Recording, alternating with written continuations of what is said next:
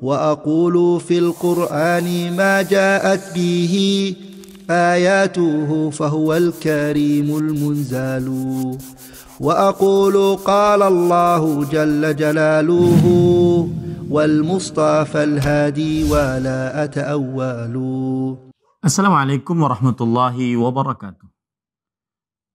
Innal hamdalillah nahmaduhu wa nasta'inuhu wa nastaghfiruh wa na'udzu billahi min shururi anfusina wa sayyiati a'malina. Man yahdihillahu fala mudilla lahu wa man yudlil fala hadiya lahu. Wa asyhadu an la ilaha illallah wahdahu la syarika lah wa asyhadu anna Muhammadan abduhu wa rasuluh.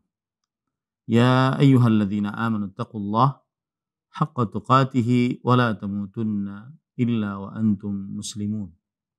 Ya ayyuhan nasu taqu rabbakumul ladzi khalaqakum min nafsin wahidah wa khalaqa minha zawjaha wa batha minhuma rijalan katsiran wa nisaa'a wattaqullaha alladzi tasaaluna bihi wal arham innallaha kana 'alaikum raqiba. Ya ayyuhalladzina amanu taqullaha wa qulu qawlan sadida yuslih lakum a'malakum wa yaghfir lakum dhunubakum wa man yuti'illaha wa rasulahu faqad faza fawzan 'azima amma ba'd. Fa inna asdaqal hadithi kitabullah wa ahsanul hadi hadi Muhammadin sallallahu alaihi wa ala alihi wasallam wa syarrul umuri muhdatsatuha wa kullu muhdatsatin bid'ah wa kullu bid'atin dhalalah wa kullu dhalalatin finnar. Alhamdulillah, kita bersyukur pada Allah Subhanahu wa taala. Pada kesempatan kali ini kita ingin membahas sebuah tema yang sangat penting bagi seorang penuntut ilmu agama dan bagi seorang muslim secara umum. Tema yang kita angkat adalah Thamaratul ilm al-amal. Buah manis ilmu adalah beramal. Tema ini saya ambilkan dari sebuah buku yang ditulis oleh Fadilatul Syekh Profesor Dr. Abdul Razak bin Abdul Muhsin Al-Badr hafizahumullah ta'ala. Ahibati fillah, afanillahu wa iyyakum. Kaum muslimin yang saya cintai karena Allah, semoga Allah Subhanahu wa taala selalu memberikan afiat kepada kita di dunia dan di akhirat.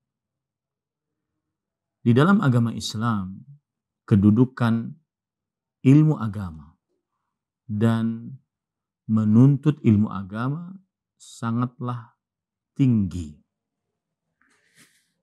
Kalau kita perhatikan di antaranya, yaitu Allah Subhanahu wa taala berfirman, "Fa'lam annahu la ilaha illallah wastaghfir li dzambik." Yang artinya, ketahuilah, ilmuilah bahwa tidak ada ilah yang berhak diibadahi kecuali Allah, dan beristighfarlah untuk dosa-dosamu. Quran surat Muhammad ayat 19. Di sini Imam Bukhari rahimahullahu taala berkata, "Fabada'a jalla wa ala bil ilm qabla al qawli wal amal." Allah Subhanahu wa taala memulai untuk berilmu sebelum berucap dan berbuat. Ini menunjukkan bahwa kedudukan ilmu agama lebih didahulukan dibandingkan berucap dan beramal. Dan kemudian juga Rasulullah sallallahu alaihi wasallam di setiap pagi setelah sholat subuh beliau senantiasa membaca doa, Allahumma inni as'aluka ilman nafi'an wa rizqan thayyiban wa amalan mutaqabbala. Ya Allah, sesungguhnya kami mohon kepada Engkau ilmu yang bermanfaat, rezeki yang baik dan amal yang diterima. hadis diriwayatkan oleh Imam Ahmad dan Imam Ibnu Majah dan yang lainnya. Dari hadis ini kita ambil pelajaran Rasul Shallallahu Alaihi Wasallam memulai pertama kali meminta ilmu yang bermanfaat sebelum rezeki dan sebelum amal diterima. Kenapa? Karena rezeki yang baik dan amal yang diterima tidak akan bisa didapat kecuali dengan ilmu yang bermanfaat. Dan sangat banyak kedudukan ilmu agama di dalam agama Islam berdasarkan Al-Quran dan hadis Rasul Sallallahu Alaihi Wasallam. Tetapi tema kita pada kesempatan kali ini bukan itu. Tema kita adalah buah manis berilmu agama adalah beramal. Karena itulah yang disebut dengan ilmu yang bermanfaat. Dan itulah ilmu yang mendatangkan ketinggian derajat bagi yang memiliki ilmu tersebut. Itulah ilmu yang mendatangkan kebaikan bagi siapa yang mengilmuinya.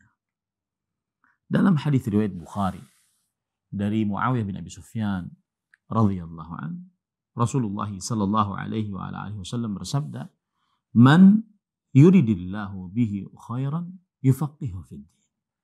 Siapa saja yang diinginkan oleh Allah Subhanahu wa taala kebaikan, maka niscaya Allah akan pahamkan agama kepadanya. Yang menarik dari hadis ini adalah penjelasan dari Imam Ibnu Qayyim Al-Jauziyah rahimahullah. Coba perhatikan. Beliau berkata, "Hadza idza urida bil fiqhi al-ilmu al-mustalzimu lil amal. Wa amma in urida bihi mujarradul ilm fala yadullu ala anna man faqaha fi ad-din faqad urida bihi khairan." Perhatikan penjelasan beliau terhadap hadis ini. Siapa saja yang diinginkan oleh Allah Subhanahu wa taala kebaikan, maka niscaya Allah akan pahamkan agama kepada dia. Kebaikan ini didapat oleh orang yang berilmu, orang yang paham agama, apabila ilmu tersebut mengkonsekuensikan dia beramal. Adapun jika hanya sekedar berilmu, sekedar hafal Quran, sekedar hafal hadis, sekedar berilmu, maka ini tidak menunjukkan bahwa orang tersebut diinginkan kebaikan di dalam hadis tersebut. Nah, disinilah pentingnya setelah berilmu beramal. Maka buku yang ditulis oleh Fadilatul Syekh Abdul Razak bin Abdul Muhsin Al-Badr hafizahullah ta'ala ini menyebutkan kiat-kiat agar kita semangat mengamalkan apa yang telah kita ilmui. Agar kita semangat mempraktekkan apa yang sudah kita ilmui dari ilmu-ilmu agama. Karena bukan tujuan yang puncak ketika kita menimba ilmu agama hanya sekedar menimba ilmu agama, tetapi tujuannya adalah bagaimana bisa mengamalkan ilmu yang sudah ditimba dan dituntut tersebut. Maka di sini ada sekitar 10 kiat sebagai penyemangat seseorang mengamalkan ilmu agama. Kiat yang pertama yaitu ilmu dan amal adalah maksud dari penciptaan makhluk. Saya makhluk yang diciptakan oleh Allah, Anda makhluk yang diciptakan oleh Allah Subhanahu wa taala. maksud dari penciptaan kita semua adalah berilmu dan mengamalkan ilmu tersebut. Coba perhatikan, Allah Subhanahu wa taala berfirman dalam surat Az-Zariyat ayat 56. Wa ma khalaqtul jinna wal insa illa liya'budun. Tidaklah kuciptakan jin dan manusia melainkan supaya mereka beribadah kepadaku. Ayat ini memberikan pelajaran kepada kita bahwa maksud dari penciptaan jin dan manusia adalah berilmu kemudian beribadah kepada Allah Subhanahu wa taala. Ini yang membuat akhirnya kita semangat untuk mengamalkan ilmu yang telah kita ilmui. Kalau kita perhatikan para ikhwan yang dirahmati oleh Allah Subhanahu wa taala, di dalam ayat tadi, maka kita paham betul bahwa maksud penciptaan kita adalah beribadah kepada Allah. Dan ibadah tidak akan bisa dikerjakan kecuali dengan ilmu agama. Ini adalah poin pertama yang membuat kita semangat mengerjakan ilmu yang telah kita ilmui. Poin yang kedua, agar seorang semangat mengamalkan apa yang telah dia ilmui, maka dia harus yakin ilmu yang dia telah pelajari akan ditanya oleh Allah di hari kiamat. Akan ditanya oleh Allah. Rasulullah sallallahu alaihi wasallam bersabda dalam hadis riwayat Imam Tirmidzi dari Abu Barzah Al-Aslami radhiyallahu anhu. La tazulu qadama 'abdin yaumal qiyamah hatta yus'ala an arba'. Tidak akan bergeser kedua telapak kaki seorang hamba pada hari kiamat sampai dia ditanya tentang 4 perkara.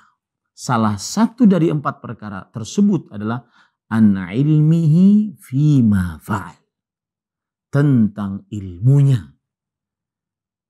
Bagaimana dia mengamalkannya. Dalam apa dia amalkan.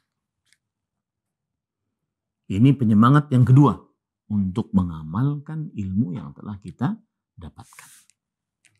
Kemudian penyemangat yang ketiga yaitu kita harus yakin betul bahwa siapa yang berilmu lalu dia tidak mengamalkan apa yang telah dia ilmui, maka diancam dengan siksa dan hukuman. Ini membuat kita takut. Apabila kita berilmu kemudian kita tidak mengamalkan ilmu tersebut. Misalkan dalil yang menunjukkan akan hal ini. Surat As-Saff ayat 2-3. Ya ayyuhalladzina amanu lima taquluna ma la taf'alun. Kabura maqtan 'indallahi an taqulu ma la taf'alun. Wahai orang yang beriman, mengapa kalian cuma mengucapkan sesuatu yang kalian tidak mengamalkannya? Besar murka Allah apabila kalian mengucapkan apa yang kalian tidak lakukan. Ayat ini memberikan pelajaran kepada kita bahwa seseorang yang berilmu dan kemudian tidak mengamalkan ilmunya dapat murka yang besar dari Allah. Dengan begitu kita semangat untuk mengamalkan apa yang telah kita ilmu. Karena ancamannya dapat yang murka yang besar dari Allah Subhanahu wa taala. Kemudian juga di dalam surah Al-Baqarah ayat 44. Atamuruna an-nasa bil birr wa tansawna anfusakum wa antum tatluna al-kitab afala ta'qilun. Apakah kalian memerintahkan manusia untuk mengerjakan kebajikan sedangkan kalian membaca Al-Qur'an, dan apakah kalian tidak berpikir? Maksudnya seseorang yang berilmu kemudian dia mendakwahkan ilmunya, dia pun wajib untuk mengamalkan ilmunya. Jangan cuma mengilmui dan mendakwahkan, tetapi tidak mengamalkannya. Ini celaan dari Allah Subhanahu wa taala terhadap orang yang berilmu, apalagi sampai berdakwah kemudian tidak mengamalkan ilmunya. Kemudian pada ikhwan yang dirahmati oleh Allah Subhanahu wa taala, apalagi di sana ada ancaman dari hadis Rasulullah SAW yang sahih riwayat Bukhari dan Muslim dari Usamah radhiyallahu anhu, yuja'u birajulin yaumal qiyamah fayulqa fin nar fatandaliqu aqtabuhu ay takhruju am'a'u wa yaduru biha kama yaduru al-himaru birraha fayatihi ahlun nar wa yaqulun ay fulan ma sya'nu alam takun ta'muruna bil ma'ruf wa tanhana 'anil munkar qala bala kuntu amurukum bil ma'ruf wa la atih wa anhaakum 'anil munkar wa atih. Yang artinya akan didatangkan pada hari kiamat seseorang di dalam api neraka dalam keadaan seluruh ususnya keluar. Kemudian dia berputar-putar di dalam api neraka tersebut. Lalu penghuni neraka bertanya kepadanya, "Wahai fulan, kenapa engkau di sini? Bukankah engkau dahulu memerintahkan kita kepada yang ma'ruf dan mencegah kita kepada dari yang mungkar?" Kemudian orang tersebut menjawab, "Iya, aku dahulu demikian. Aku memerintahkan kepada kalian hal yang ma'ruf dan tetapi aku tidak mengerjakannya. Dan aku mencegah kalian dari yang mungkar tetapi aku malah melanggarnya." Nah, ini ancaman keras bagi siapa yang tidak mengerjakan ilmu yang telah dia ilmui. Yang kelima, yang keempat, ilmu yang diamalkan adalah penyebab masuk ke dalam surganya Allah Subhanahu wa taala. Penyebab masuk ke dalam surganya Allah Subhanahu wa taala. Meskipun amal bukan barteran daripada surga, tetapi amal saleh dari ilmu yang sudah didapatkan penyebab seseorang masuk ke dalam surganya Allah Subhanahu wa taala. Allah Subhanahu wa taala berfirman di dalam Al-Qur'an, "Alladzina tawaffahumul malaikatu tayyibin yaquluna salamun alaikum udkhul jannah bima kuntum ta'malun." Salamun alaikum udkhul jannah. Keselamatan atas kalian, masuklah kalian ke dalam surga dengan sebab apa yang telah kalian amalkan. Ini menunjukkan bahwa agar kita semangat mengamalkan ilmu yang sudah kita dapatkan, maka ingat, mengamalkan ilmu adalah sebab dimasukkannya seseorang ke dalam surganya Allah Subhanahu wa taala. Kemudian yang kelima, para ikhwan yang dirahmati oleh Allah Subhanahu wa taala, dan ini hal yang menarik. Yang kelima adalah para salafus salih, para sahabat, para tabi'in, para tabi'un tabi'in. Mereka adalah orang-orang mulia yang diridhai oleh Allah. Kenapa mereka mulia? Salah satu penyebabnya adalah mereka bersegera mengamalkan ilmu yang telah didapat. Ini penyebab seseorang semangat untuk mengamalkan ilmu yang telah didapat. Para salafus salih menjadi manusia-manusia yang terbaik di sisi Allah disebabkan karena mereka bersegera mengamalkan apa yang telah diilmui. Saya beri contoh. Contoh yang sangat menarik, yaitu di antaranya hadis yang diriwayatkan oleh Imam Bukhari dan Muslim dari Ali bin Abi Thalib radhiyallahu anhu. Ali bin Abi Thalib radhiyallahu anhu adalah suami putri Nabi Muhammad sallallahu alaihi wasallam, Fatimah radhiyallahu anha. Fatimah radhiyallahu anha pernah datang kepada Rasul sallallahu alaihi wasallam meminta diadakan pembantu di dalam rumah. Karena mungkin pekerjaan rumah yang berat. Lalu Nabi Muhammad SAW mendatangi rumah mereka berdua ini. Ali bin Abi Thalib radhiyallahu anhu, Fatimah radhiyallahu anha.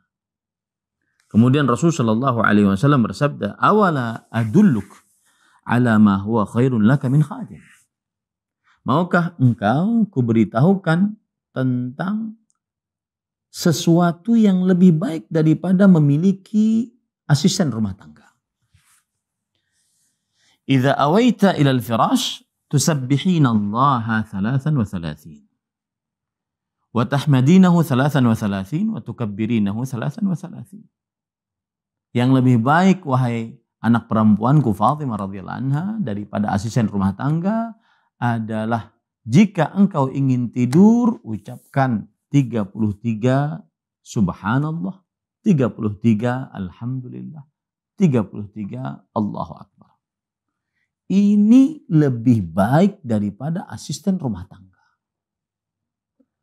Lalu yang menarik adalah Ali bin Abi Thalib radhiyallahu anhu, sang suami, beliau berkata, "Fama taraktuha mundu sami'tuha min Rasulillah sallallahu alaihi wasallam." Aku tidak pernah tinggalkan zikir tersebut semenjak aku mendengar dari Rasulullah sallallahu alaihi wasallam. Kemudian Ali bin Abi Thalib radhiyallahu anhu ditanya, "Wala lailatul siffin?" Apakah engkau wahai Ali tidak meninggalkan zikir tersebut walaupun malam peperangan Siffin? Malam yang waktu itu sangat genting, peperangan Siffin. Maka Ali bin Abi Thalib radhiyallahu anhu mengatakan, "Wala lailatul siffin." Tidak aku tinggalkan membaca zikir tersebut 33 subhanallah, 33 alhamdulillah, 33 Allahu akbar walaupun malam peperangan Siffin. Ini menunjukkan bagaimana manusia-manusia terbaik mereka senantiasa beramal dan bersegera beramal atas ilmu yang telah mereka dapatkan. Maka ingin menjadi manusia terbaik di sisi Allah Subhanahu wa taala, amalkan apa yang sudah didapatkan dari ilmu tersebut.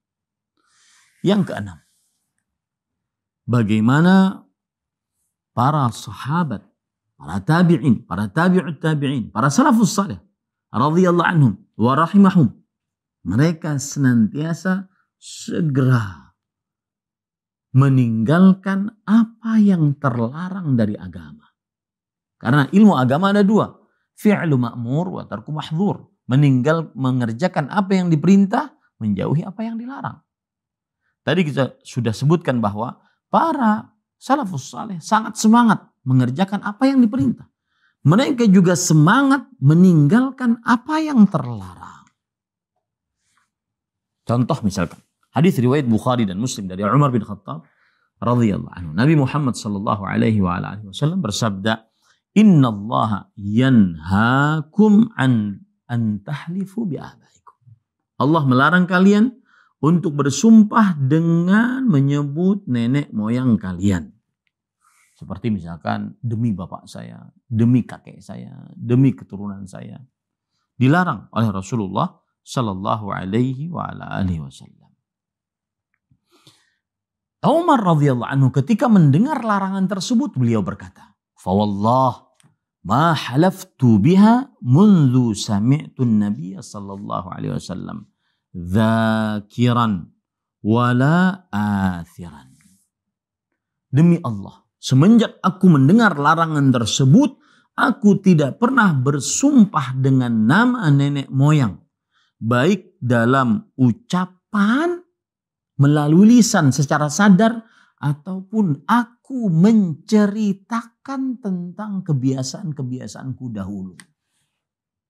Ini menunjukkan bagaimana para salafus saleh, manusia-manusia terbaik radhiyallahu anhum wa rahimahum, apabila ada larangan maka mereka sangat bersegera menjauhi larangan tersebut. Ini adalah penyemangat bagi kita agar menjauhi apa yang dilarang dalam agama. Dengan begitu kita mengamalkan ilmu yang sudah kita dapatkan. Yang ketujuh, agar kita semangat mengamalkan ilmu yang sudah kita dapatkan, maka kita harus yakini bahwa mengamalkan ilmu adalah salah satu penyebab ilmu tersebut tetap dan masuk ke dalam qalbu kita. Siapa yang ingin hafal hadis Rasul, hafal ayat Al-Quran, amalkanlah. Karena mengamalkan ilmu penyebab seseorang ditetapkan ilmu tersebut, diingatkan ilmu tersebut di dalam jiwanya. Lihat perkataan Ali bin Abi Thalib radhiyallahu anhu. Beliau mengatakan, hatafa bil ilm al amal, fa in ajabahu wa illa irtahal. Artinya, ada hubungan ilmu dengan amal. Kalau seandainya ilmunya diamalkan, maka akan tetap ilmu tersebut. Jika ilmunya tidak diamalkan, ilmunya akan hilang. Nah, ini adalah penyemangat kita untuk beramal. Kalau seseorang ingin menghafal hadis dan hadis tersebut menetap di dalam kalbunya, maka amalkanlah hadis tersebut. Niscaya ilmunya hadis tersebut akan senantiasa dia ingat karena sudah diamalkan di dalam kesehariannya. Yang kedelapan, ilmu yang diamalkan ini lebih dahsyat daripada dakwah dengan ucapan. Apa maksudnya? Kita ingin mendakwahi orang tua kita. Kita ingin mendakwahi adik kakak kita. Kita ingin mendakwahi istri, anak, cucu, keluarga, paman, keponakan. Kita ingin mendakwahi mereka. Salah satu jenis dakwah yang sangat masuk ke dalam qalbu setiap muslim adalah dengan mengamalkan ilmu. Seorang bapak ingin mendakwahi anaknya agar sholat 5 waktu tepat pada waktunya, tidak melalaikan sholat. Maka dengan sang bapak mengamalkan ilmu sholat 5 waktu tepat pada waktunya bagi laki-laki di masjid, maka itu adalah dakwah yang paling manjur, paling masuk ke dalam kalbu untuk istrinya, anak cucunya, saudara-saudarinya, orang tuanya kalau seandainya belum mendirikan sholat dengan sebaik-baiknya. Mengamalkan ilmu lebih dahsyat, lebih manjur di dalam berdakwah kepada manusia. Yang kesembilan, sebelum terakhir, yaitu agar seseorang semangat untuk beramal, maka hendaknya dia meminta kepada Allah Subhanahu wa taala dimudahkan mengamalkan apa yang dia telah ilmui. Sebagaimana Rasulullah SAW di awal tadi saya sebutkan bahwa setiap pagi setelah sholat subuh Nabi Muhammad SAW salah satu zikirnya adalah mengucapkan Allahumma inni as'aluka ilman nafi'an wa rizqan tayyiban wa amalan mutaqabbala. Ya Allah, kami mohon kepada Engkau ilmu yang bermanfaat, rezeki yang baik, amal yang diterima.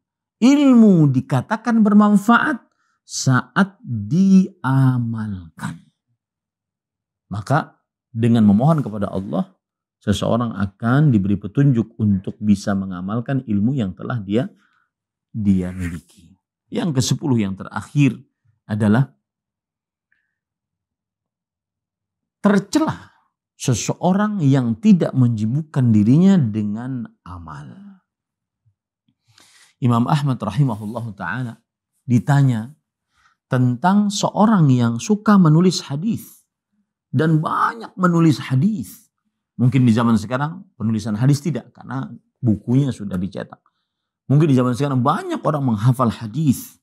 Kata Imam Ahmad rahimahullah, yambaghi an yuksiral amal bihi ala qadri ziyadatihi fi talab.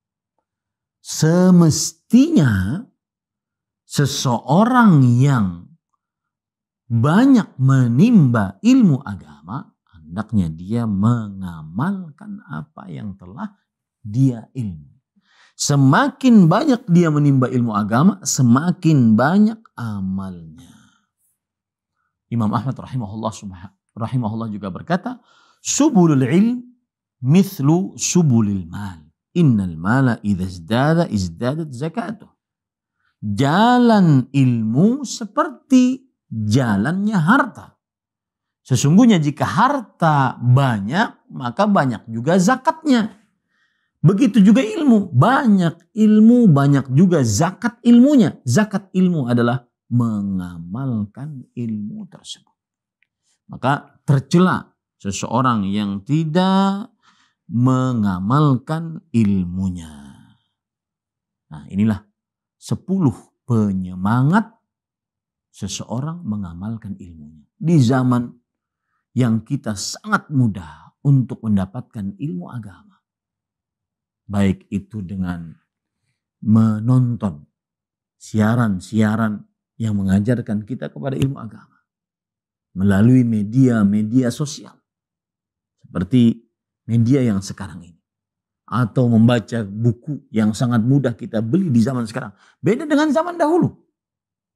Tetapi bukan tujuan ilmu bukan hanya sekedar mengetahui. Tujuan ilmu adalah mengamalkan yang sudah diketahui. Semoga yang disampaikan bermanfaat. Wassalamualaikum warahmatullahi wabarakatuh.